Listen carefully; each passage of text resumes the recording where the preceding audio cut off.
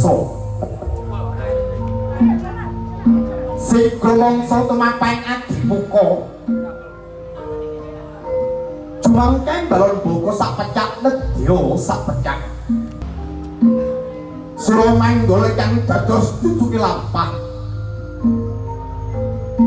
ingkang sampun handharaken lumampahira temanten kakung Den Mas Bagus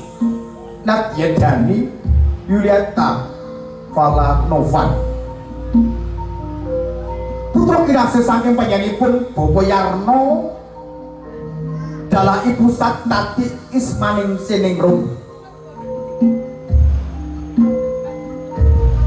lumampahira temanten kakung sak becak nedya sak becak kadiraken dening para sesepuh saha pinisepuh lumampah jumangkah tumuju ing Trapagung temanten kakung tansah pinayungan songsong tunggul naga wong dene sirak muju temanten kakung saged hamayungi sanak keluarga uga garwa kinasih Bapak Ibu ingkang ninuya saderengipun panggih temanten sarimbit pasrah pisang sanggan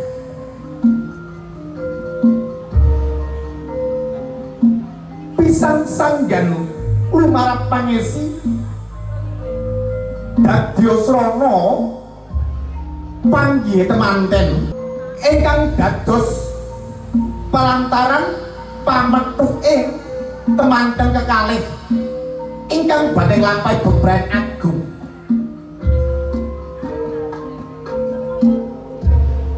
pisang sanggan dumadi saking gedang